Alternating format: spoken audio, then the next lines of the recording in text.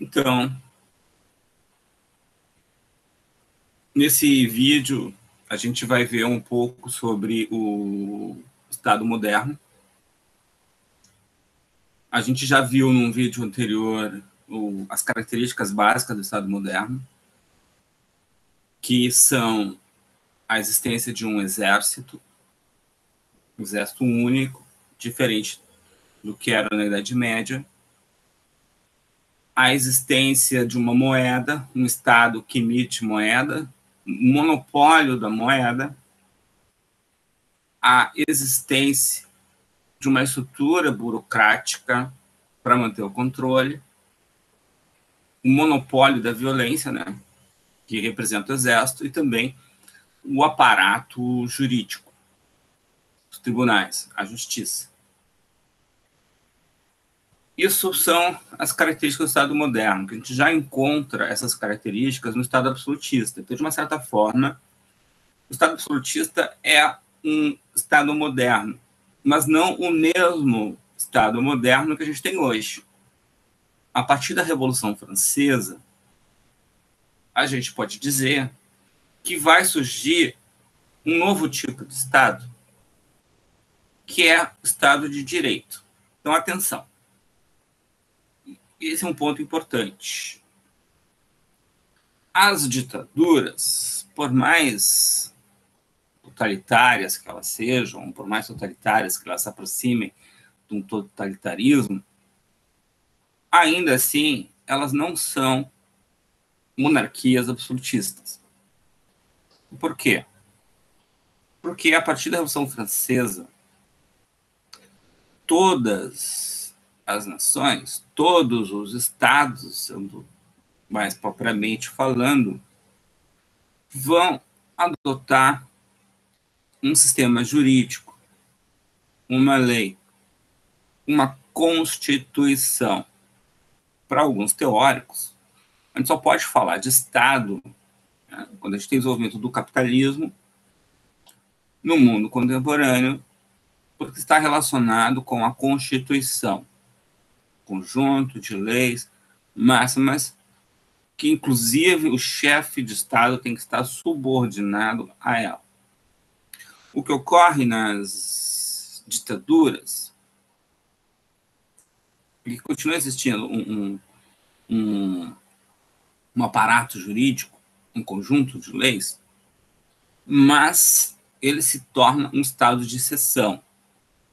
Ou seja, né, o ditador extrapola a legislação. Mas a estrutura jurídica continua existindo. No Estado absolutista, é conforme a vontade do imperador absolutista, do rei absolutista, do monarca absolutista. Numa ditadura, embora o ditador, né, não respeite ou se dá o direito de não respeitar uma legislação em vigor, isso significa que o Estado ditatorial não tem uma legislação.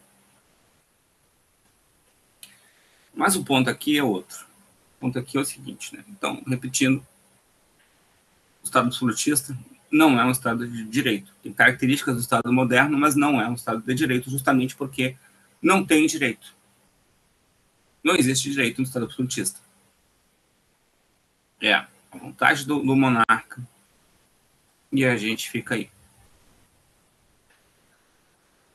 O Estado de direito, então, é aquele que tem uma legislação, aquele que tem um direito, aquele que o exerce, o executivo, né, não se confunde com o Estado, e o executivo está submetido a uma legislação maior. Essa legislação existe, e o indivíduo, o cidadão, tem direitos, né, que faltam numa ditadura são alguns direitos. Direitos políticos, direitos civis, basicamente direitos civis. Mas, desde a Revolução Francesa, dependendo do governo, a gente pode dizer que o Estado foi assumindo algumas características na sua relação com a questão econômica. O primeiro ponto é entender o que é o capitalismo. O capitalismo, como a gente já conversou, ele é referência específica a uma questão econômica. Quando a gente fala em capitalismo, estamos falando em um sistema socioeconômico. Não tem uma relação direta com a política, porque é a questão econômica. Mas tem uma relação com a política. Não é uma relação direta, não faz parte da definição da política, digamos assim. Mas esses sistemas convivem e um influencia o outro. E a marca do capitalismo é a propriedade privada e o livre mercado. Mas atenção, nem a propriedade privada e nem o mercado existem sem a existência do Estado, porque é justamente o Estado, a legislação do Estado, que determina o que é a propriedade privada. Então, essa relação entre Estado e propriedade privada é o que vai fazer as variações do que a gente pode chamar de estados no mundo contemporâneo. Então,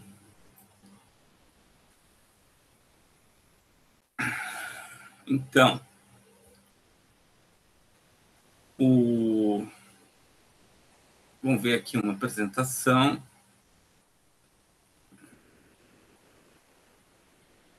A gente pode dizer que a gente tem, desde do início, o Estado liberal, o Estado social-democrata, o Estado socialista, o Estado fascista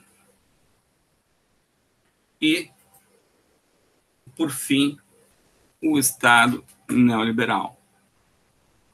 Não estou conseguindo achar aqui a minha apresentação, mas vamos tentar de novo.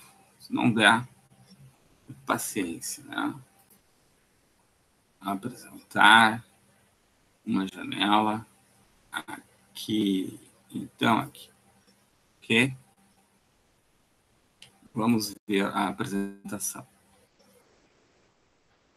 Aqui, como a gente viu já, deixa eu ver se eu ponho tela inteira.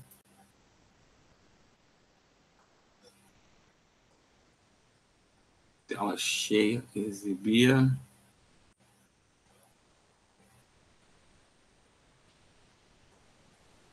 Bem, a primeira questão importante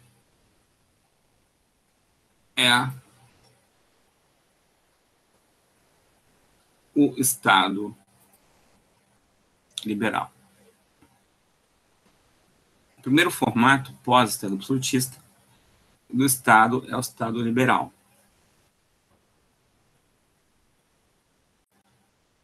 Não foi aqui. Aqui.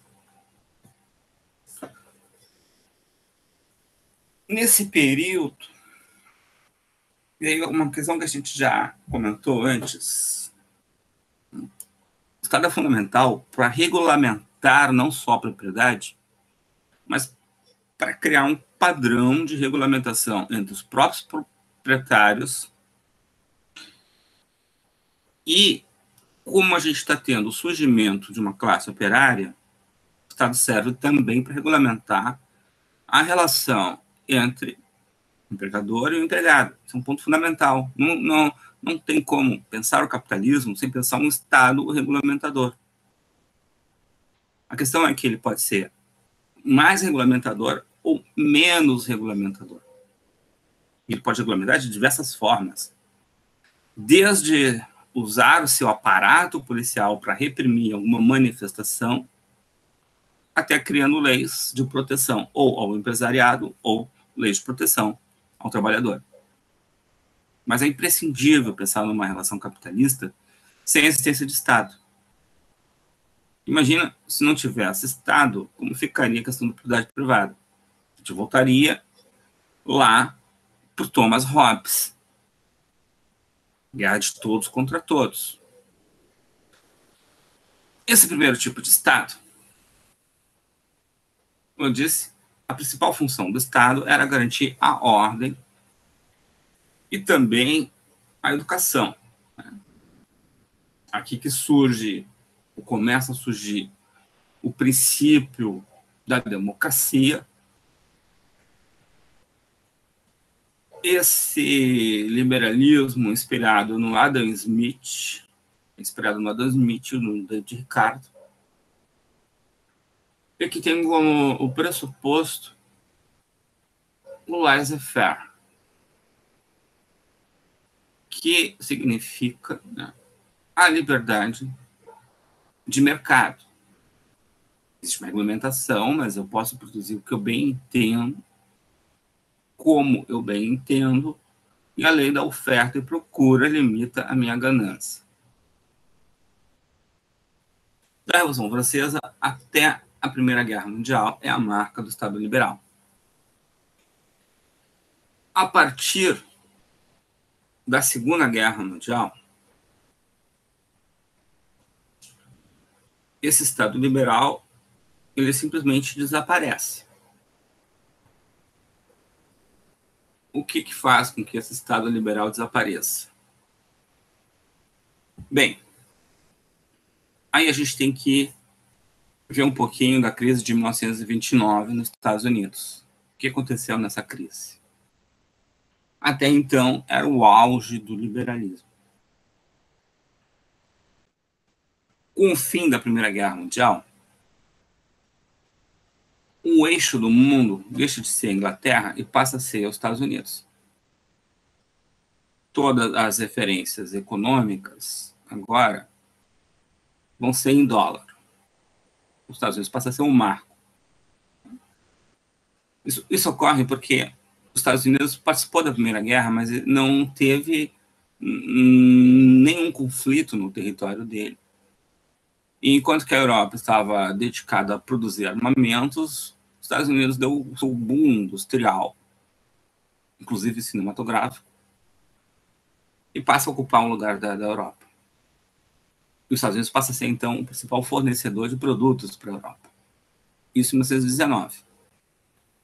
O primeiro país a fugir do eixo liberal é a Rússia, na Revolução de 17, então, que começa a ser adotado um sistema econômico que tem toda uma controvérsia por trás, que a gente não vai entrar. Se ele era socialista de verdade, se ele não era, se ele era um capitalismo de Estado, mas isso não interessa nesse momento, essa discussão. Né? O que interessa aqui é que há um rompimento com o liberalismo. E esse regime que vai surgir na Rússia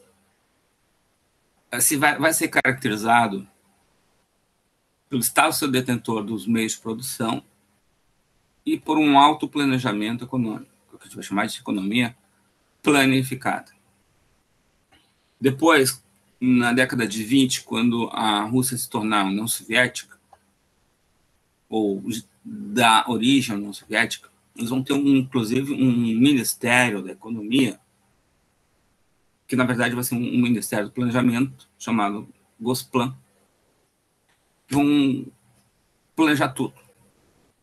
Planejar desde quanto uma padaria vai produzir de pão e assim por diante. Né? É um treco extremamente planificado. Então, aqui a gente tem um primeiro rompimento com o liberalismo econômico. O segundo rompimento vai vir a partir de 29.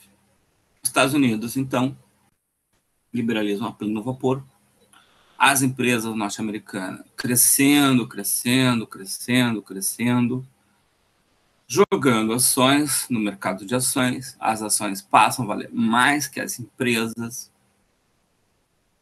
mas em 10 anos a Europa se recupera economicamente e a gente tem, então,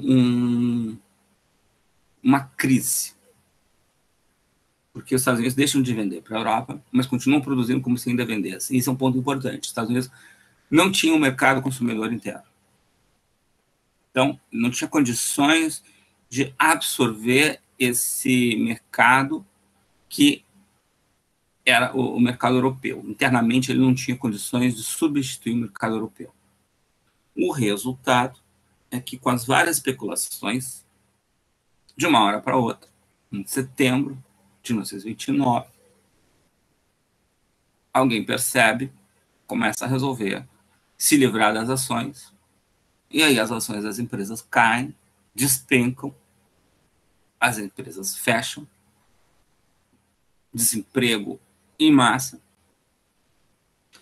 E nesse meio tempo, a gente tem um economista chamado Keynes,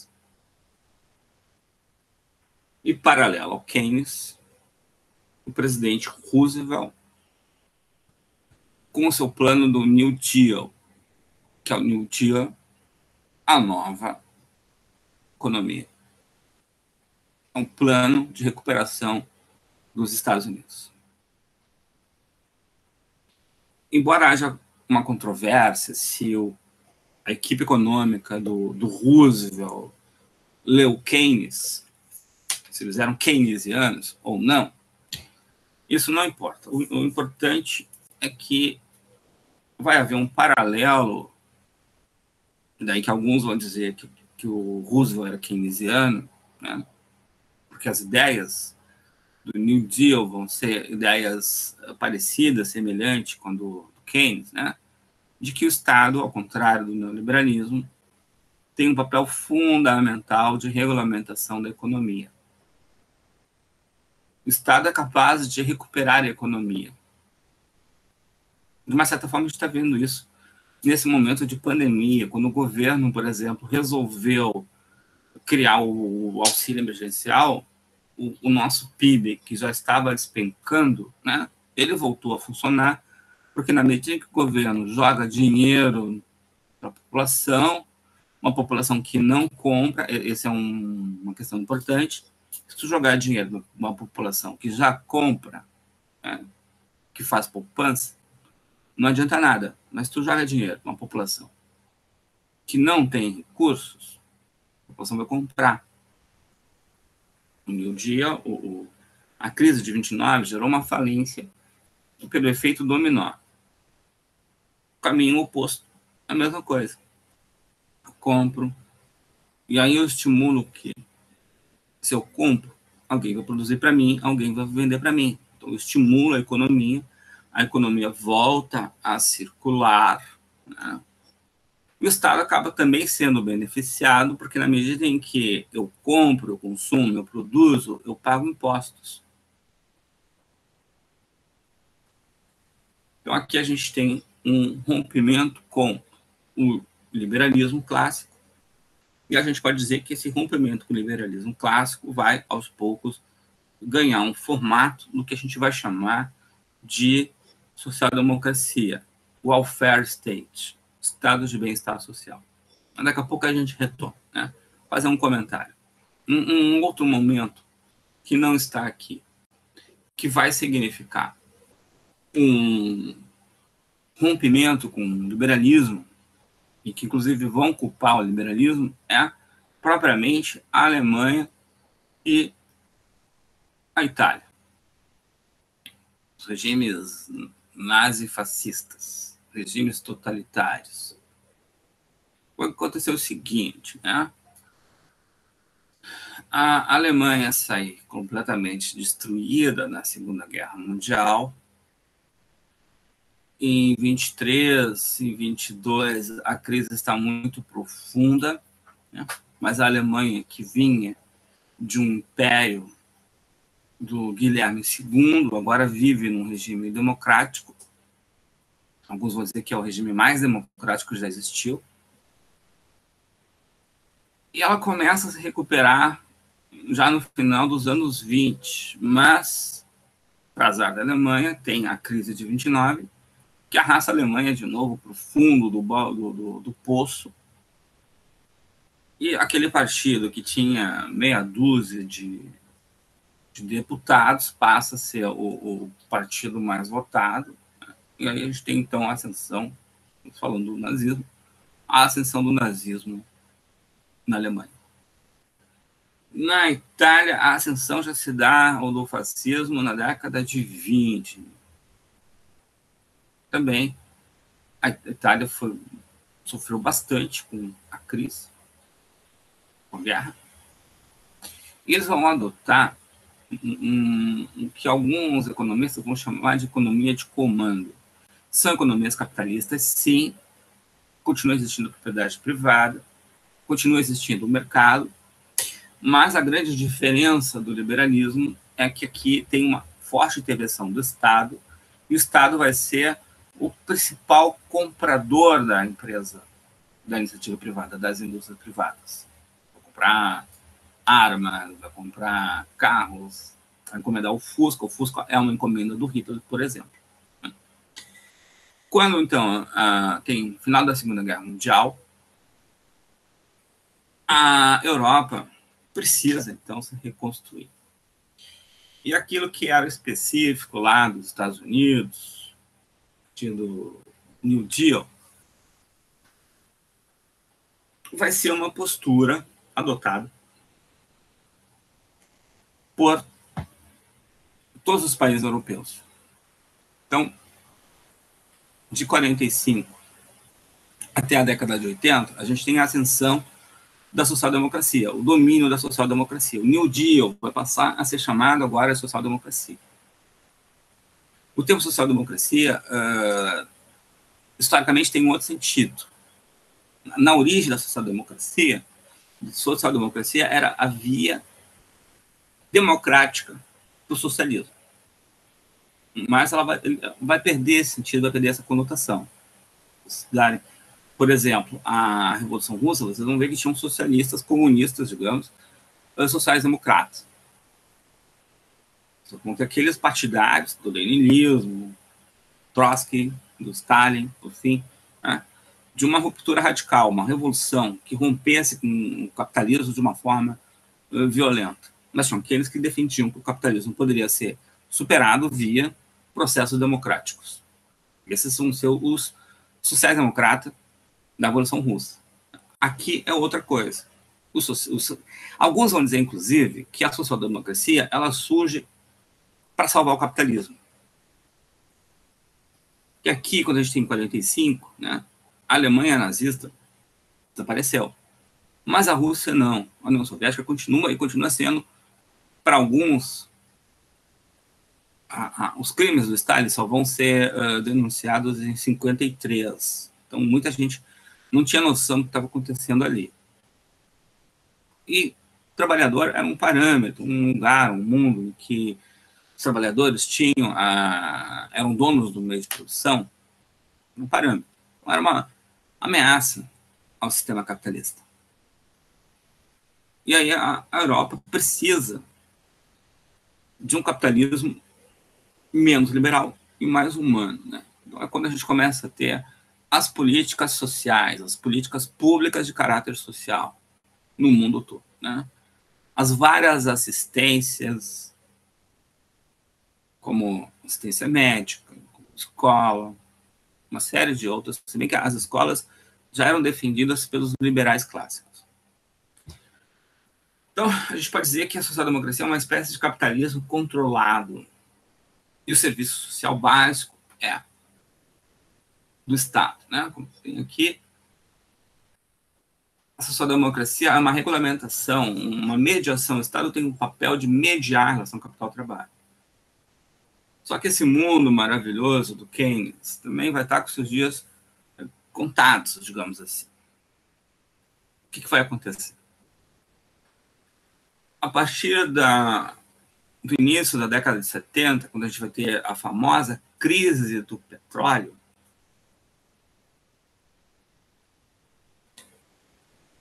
quando vai começar a faltar petróleo, o preço do petróleo vai se multiplicar por 10 em um ano, 72, 73, alguma coisa assim, o que vai acontecer? Os recursos vão desaparecer. E a crise aumentando vai revelar que, de uma certa forma, aquele Estado social-democrata não tinha mais condições. O Estado não tinha mais recursos para bancar as políticas sociais. A gente pode dizer que a social-democracia entra em crise, em colapso. As ideias sociais-democratas vão ser implementadas no Chile.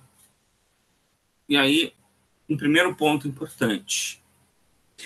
O liberalismo clássico está associado à democracia, que é a questão da liberdade do indivíduo. Então, ele tem uma conotação política. O neoliberalismo, não. O neoliberalismo é pura e simplesmente a liberdade econômica. Menos Estado, mais liberdade econômica. Não mais igualdade, não mais democracia, como era lá os princípios do liberalismo clássico. A gente pode dizer que, de uma certa forma, se o comunismo era uma utopia, o liberalismo clássico, do Adam Smith, também era uma utopia. Um mundo maravilhoso, justo, regulado pelo mercado. Os neoliberais chutaram a bola e disseram: não, a gente não quer isso. A gente quer simplesmente a liberdade comercial. E, mais uma vez, a importância do Estado. O Estado como repressor, que a gente vai ter no Chile. O liberalismo significa repressão. Repressão aos trabalhadores. Repressão a quem é contra os princípios do livre mercado. Está dentro do mercado, beleza. Beleza. A questão é de que lado tu tá nesse livre mercado. Se tá no lado do trabalho ou do lado da empresa, né? Então esse é um ponto importante, de que lado tu está, o que tu tem para vender nesse livre mercado. Tua capacidade de trabalho, algum produto, além da tua capacidade de trabalho. Esse é um ponto importante, muito importante. Livre mercado, mas tu vai vender o quê? A ti mesmo. Se não tiver outra coisa, esse livre mercado é tu. E aí tu vai entrar também na questão da oferta e procura. O Chile, então, é o primeiro país a adotar o neoliberalismo econômico, com algumas privatizações, inclusive a privatização das universidades, que agora vai ter um processo contrário. O Chile adotou uma nova constituição. E a partir da década de 80, então,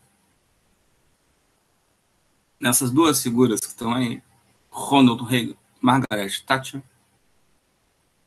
o neoliberalismo vai ganhando espaço econômico, político, no mundo todo. A gente vai ter os processos de privatizações, serviços públicos vão ser terceirizados, vão ser vendidos. Né? Começa o discurso do Estado mínimo, começa o discurso de que o indivíduo tem que fazer por ele mesmo, não pode esperar pelo Estado. E o indivíduo, o fracasso, o desemprego, deixa de ser uma questão de política estatal e passa a ser uma questão de indivíduo.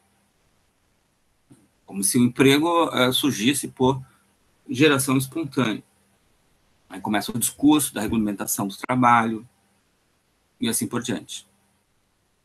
No Brasil, o neoliberalismo vai chegar nos anos 90. que a gente tinha um projeto social desenvolvimentista que vem do Vargas, Juscelino, João Goulart, ditadura militar, que vai desaparecer esse processo de